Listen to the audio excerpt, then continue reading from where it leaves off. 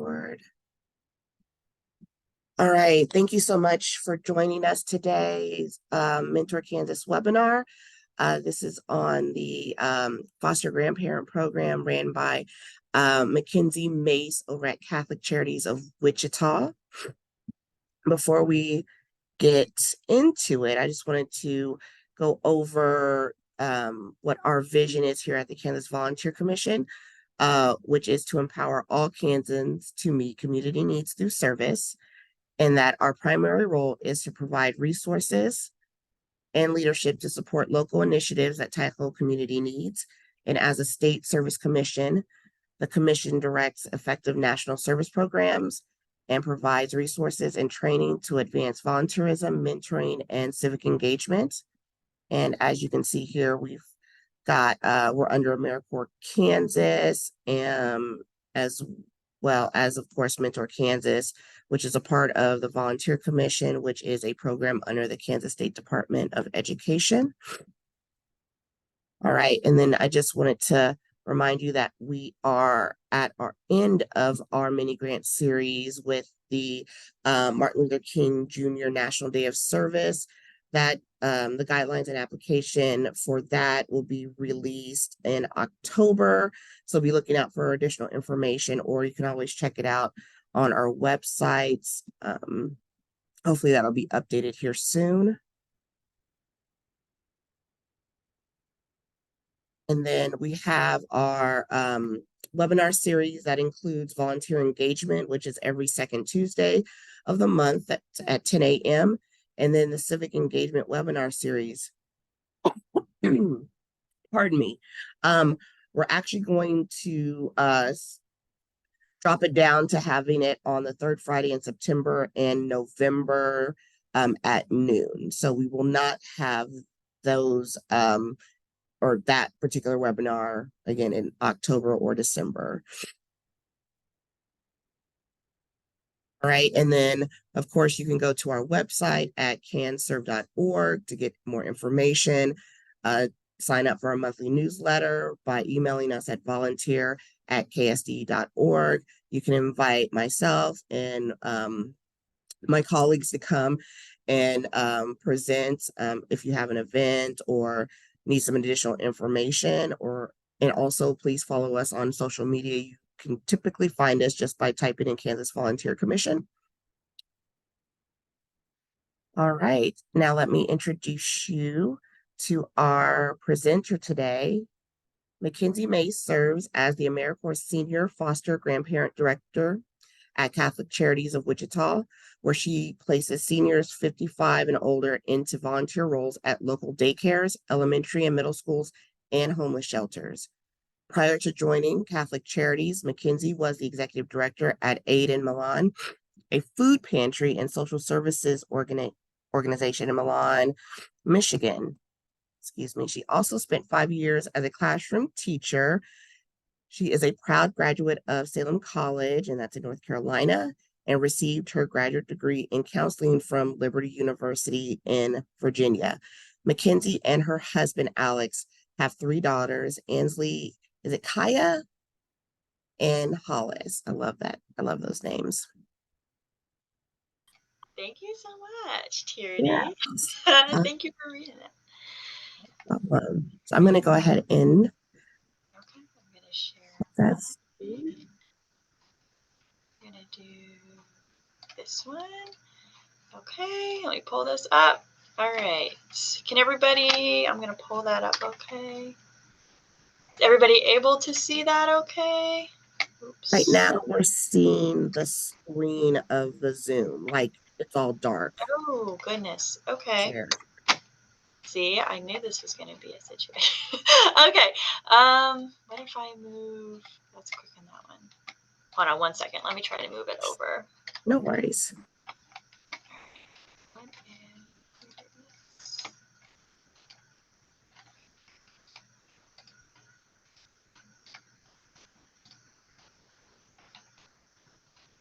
Is that looking better for everybody? Okay, yep, we can see you pulled up your presenter share or the presenter screen. The presenter screen. Okay. I don't know why it keeps going to that one. 1 second.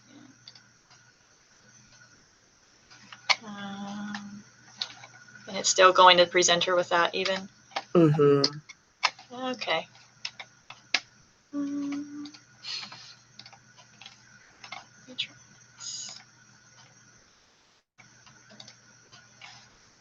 On my third. And I'm super excited to share a little bit about what I've learned, what we're trying, and I tried to save some space at the end if anybody has any insights they want to share. The next slide, Tierney, would be great. Thanks. Sorry. No, you're good. Let me get, there we go. Okay. So I always kind of explain our program a little bit like a tightrope. We're walking with 40 volunteers, 50 plus volunteers who are seniors 55 and plus at 40 different sites in our county. And then we're also always balancing government regulations from AmeriCorps, our sponsor policies here at Catholic Charities. So there's just a lot going on. There's a lot of communication, a lot of training that we try to do so that we meet everybody's needs and that we're making it a great experience for our volunteers. And so I always kind of just like that picture of a tightrope because it just goes over a little bit about what we try to do. So a little bit more about our program. Next slide, please. We are part of AmeriCorps Seniors. So back in 1993, CNCS was established, and we were one of their 3 programs. In the whole rebrand to AmeriCorps Senior, we never lost our goal, which was to be a role model, mentor, and friends to children with special or exceptional needs, or who are in circumstances that limit their academic, social, or emotional development. So basically, our grandparents are supposed to be working one-on-one with kiddos who have some kind of exceptional need. That might be something you can kind of see, such as a physical disability, or something you might observe like an intellectual disability. Also, kiddos that are at risk. So our grandparents are supposed to be mentoring children who might be homeless, adjudicated youth, maybe they're in foster care. So we have a wide range of kids that we're trying to serve with our volunteers. And that's always been kind of the heart of our program and why we are essentially a mentoring program. Sometimes people think, oh, just because you're in a school, you're more of a tutoring. So we do help with the academic skills, but we really are supposed to be that one-on-one mentor. And we stress that to all of our sites and our volunteers to please make sure you're mentoring those kiddos one-on-one. It can be really hard in a school setting with big-hearted seniors who want to just help out any way they can, but we don't want them cutting out bulletin board things or prepping copies for teachers. That's not why they're there. They're there to mentor kiddos who really, really need some extra support. So that's a little bit about us. Next slide, please. So who can be in our program? Basically, any senior adult, 55 or older, who falls within 200% of the federal poverty line that's established every year, and we can help them get to that point through medical deductions. So they can, if they have a copay for, let's say it's something like Medicare Part A or B, they can take that off of their income to try to get to that threshold. They have to complete their paperwork, do an orientation, and then work 15 to 40 hours a week and really volunteer. But a lot of them really do feel like it's a work to them. They take it very seriously and they love where they're placed. And then passing that national background check. So that's kind of the hoops to jump through to get into our program. The next slide is going to talk a little bit about a little more about what they do. So in addition to getting the volunteer stipend of $4 per hour, they get a mileage reimbursement, and that's set by us here at Catholic Charities, and we follow the IRS of 0.65. And then each month we have a 4-hour in-service training. So we try really, really hard to provide our volunteers with the tools that they need to be successful. So we've done everything from social emotional speakers to speech therapists who share how they can work with kiddos one-on-one. Obviously not in a therapy mode, but if they have a kiddo who's struggling, how they can just be encouraging to them. We talk a lot about how to build relationships, and that's an area that we definitely are focusing on. Like I said, the pendulum with mentoring, like we really want to make sure they have those mentoring skills.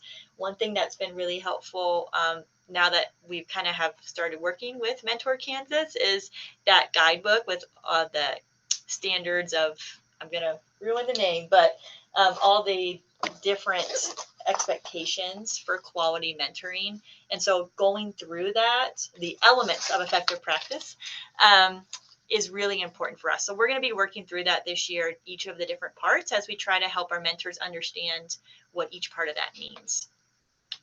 Also, we do, like I said, the 20-hour orientation, and then we ask that they are assigned to those kiddos one-on-one at their workplace. Something that's really unique about Catholic Charities hosting this program is that in addition to being at preschools and daycares, and after-school programs, we also run 2 shelters here in Sedgwick County. Harbor House is domestic violence shelter, and St. Anthony's Family Shelter. And so our volunteers do an amazing job of being in the playroom with the kiddos, interacting with them on their level. They meet them when they first come into shelter, and they're with them through the time that they leave. And oftentimes they end up mentoring their parents to a large degree and being an encouragement to everybody. So that's kind of how we mentor in the shelters. Next slide, please. And this just talks a little bit about our work plans. Like I said earlier, each student that our mentors work with need to have that one-on-one relationship that's for an at-risk category. We have a lot of acceptable activities like working on reading or math, modeling social skills, mentoring related small groups. Inappropriate is obviously those busy type things that they can do. Next slide, please. So one of the things we always run into, and a big part of why we are very grateful for being part of the Mentor Kansas grant program that we're part of right now, is because our program staff is pretty small. It's myself as a director. I have a wonderful assistant, Debbie, who's been here several years, and another wonderful, she's about 25% of her job is with us. Eunice works as our accounting admin because she helps us with payroll. And I just kind of try to list as many things as I could think of that each role covers. But there's always a huge barrier for us to go out and recruit and to spend time finding mentors. And I'm not sure about all of you, but if you struggle, I totally feel that and understand. And we're always trying to figure out, how do we find people with the best fit to meet the best needs? So the next slide is going to talk a little bit about how we're trying to handle that. So when we learned about the mini grant in early January, and started to look more at the elements of effective mentoring practice, I was like, this is amazing. This is a great chance for us to really dive into it this year.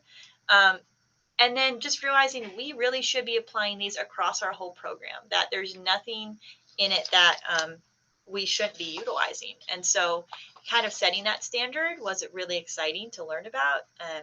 Being a teacher, I am so much more likely and comfortable leaning into the tutoring side of what we do, that this gives me a wonderful framework for going over mentoring with our grandparents.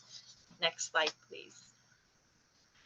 And so what did that mean for us? We really were looking at, we have this wonderful example to take these practices and put them into play in maybe a really unique way for us. And the specific need that we were always hearing from our grandparents and the schools that we serve is, we need more men. We need more men to come in and mentor the young men in our schools and be an encouragement to them. And so we reached out to one of our really strong partners here in town, Dodge Elementary. They're a literacy school. They have 3 grandparents already. And we said, would you be interested in a pilot program? And probably within, I want to say, an hour, I got an email back that was, yes, absolutely, from the principal.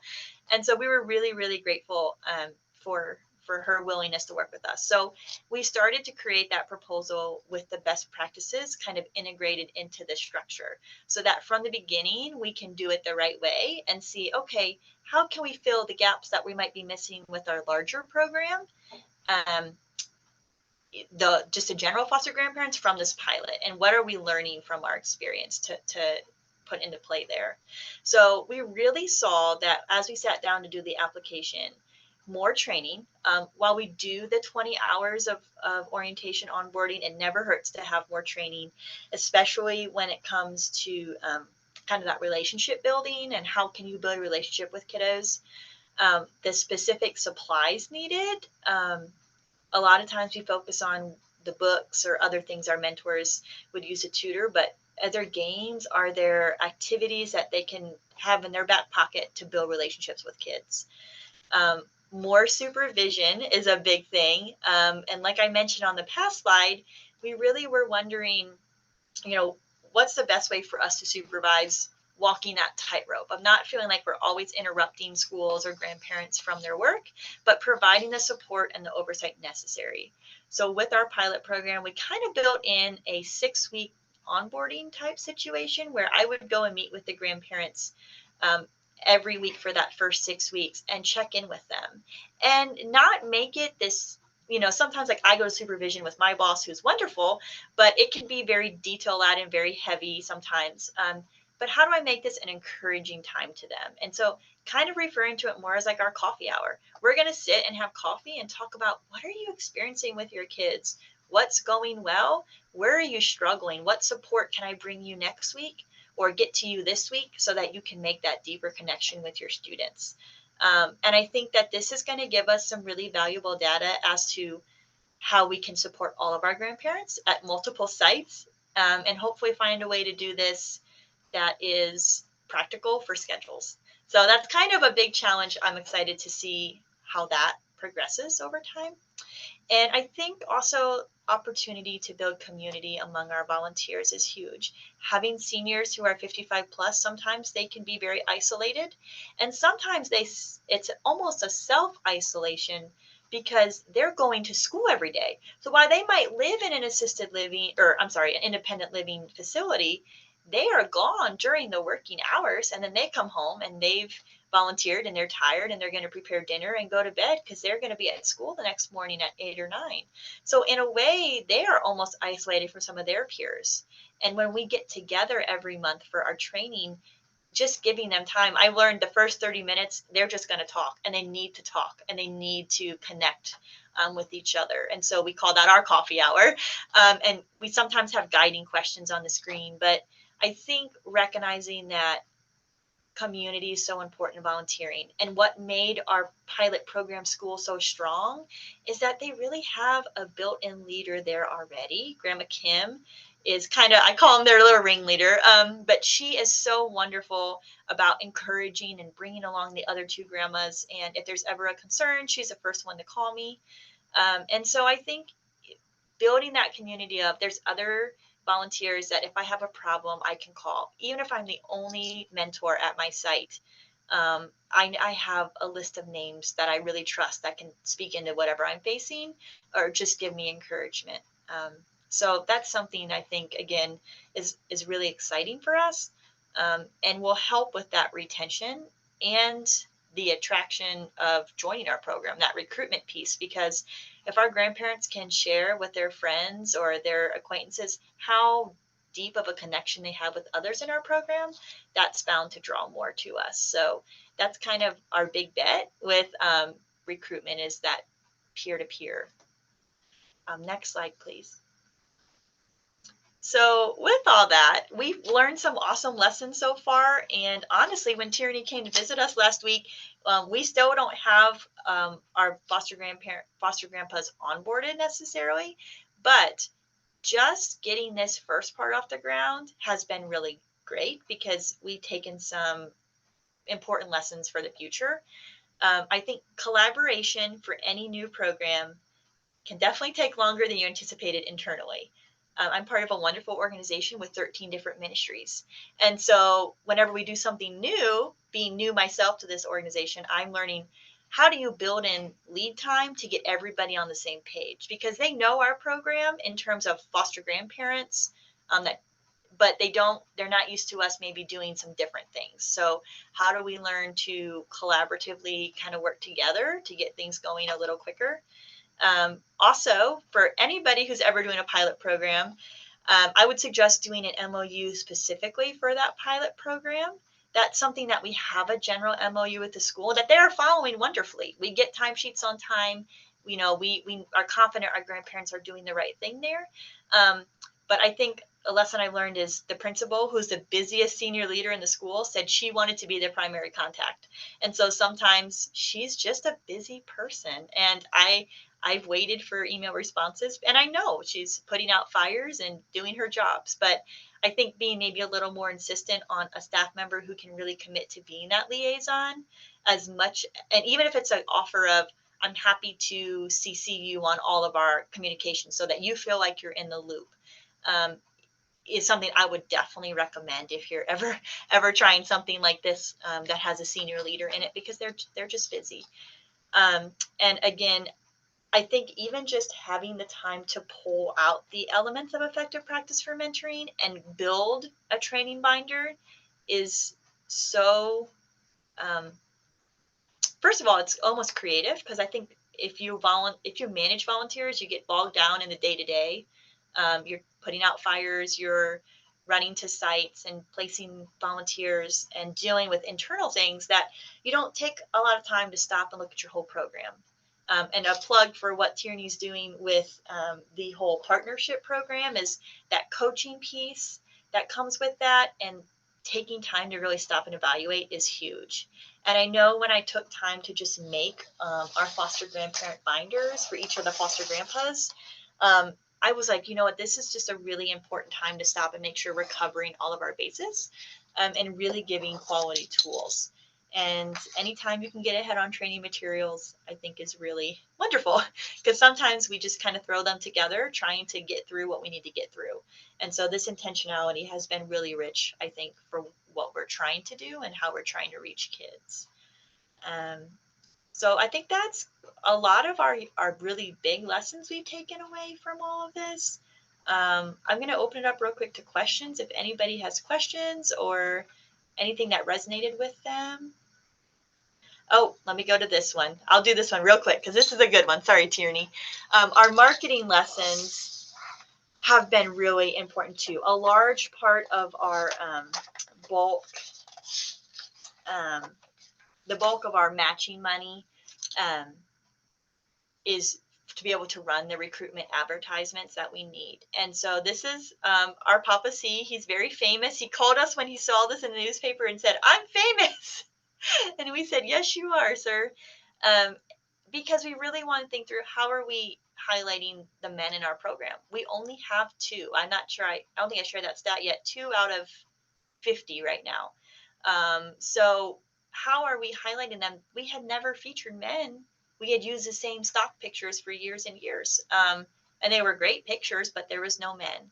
And so even being intentional about how we recruit through that.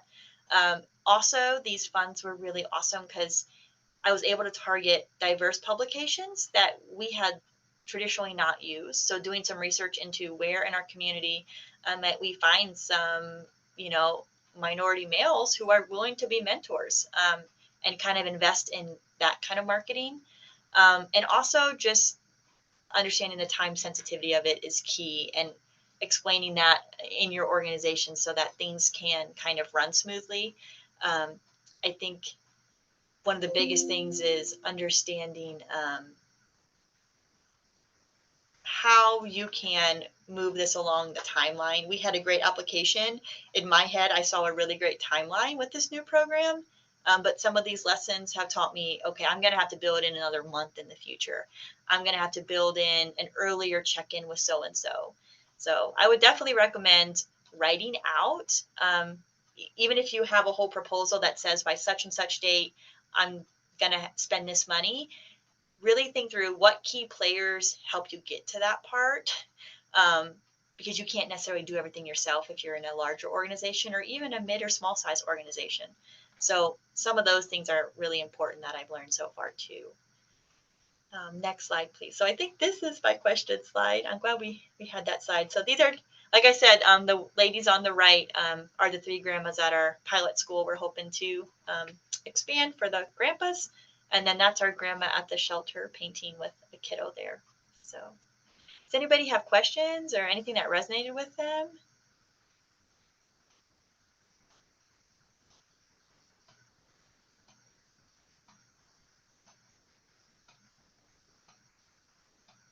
Is Well, anybody else? Sorry. no, you're fine. I was just gonna say I don't necessarily have any questions, but I'm super excited to see where your pilot program, how it will evolve over the next, year and see what the marketing and recruitment tactics that you've applied bring in, some more of the grandpas into the school. So Thank you. really Yeah, excited. thank you.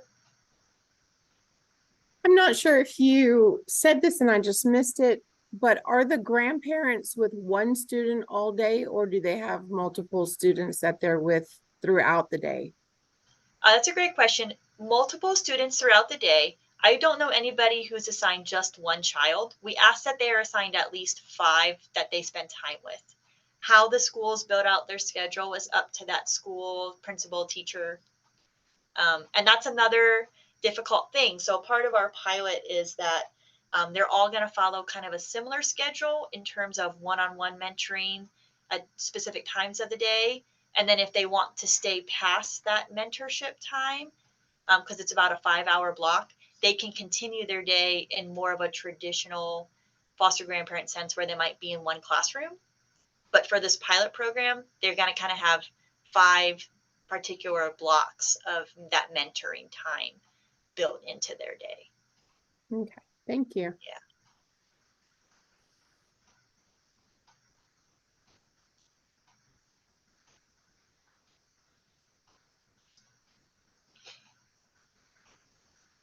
Is anybody else a senior core grant by chance, or AmeriCorps senior?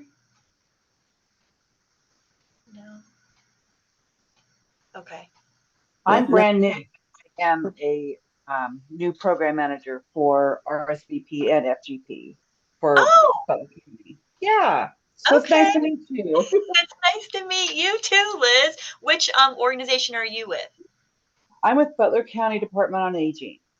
Okay, our neighbors. It's wonderful to meet Yeah, you. I'd love to you come have too. coffee sometime. Hey, that would be great. Yeah, I started in May, so I'm brand new to the program, and I'm afraid that had to walk away from part of your presentation because I was really looking forward to it.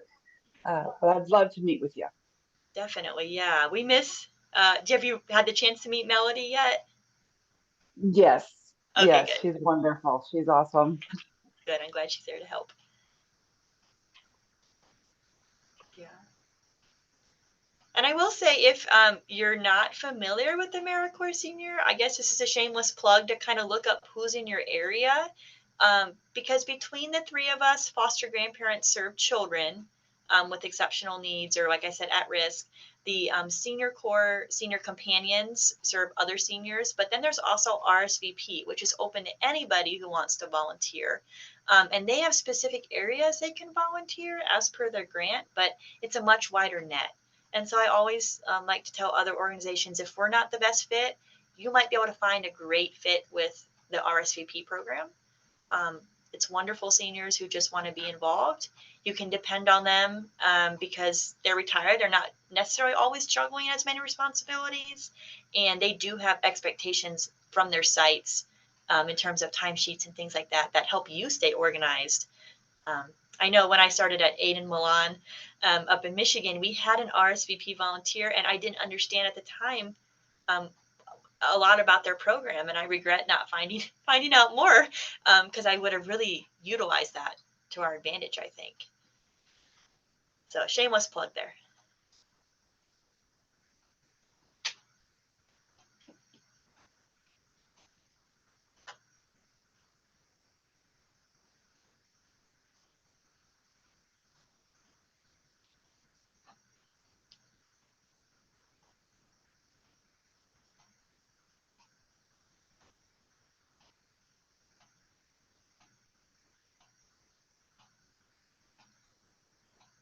And I'm happy. I don't know. My email is mmace, M-M-A-C-E, at catholiccharities.wichita.org, and I'm happy to send any resources to anybody. If you even just want to peruse what our foster grandpa binder looks like, I'm happy to scan it to you, or any of our training materials if it would be of help.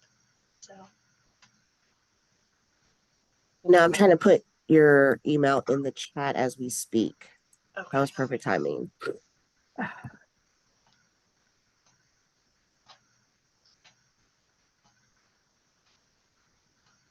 And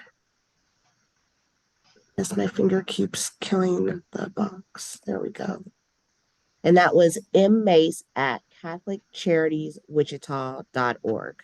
Yep. Okay.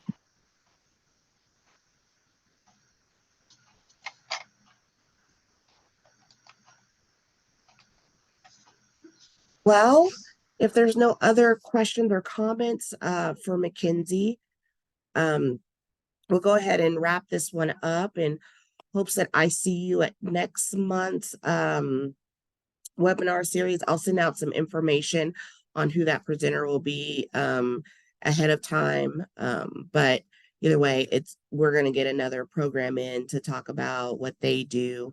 I just off the top of my head can't recall exactly who that will be. So yeah, I look forward to it either way.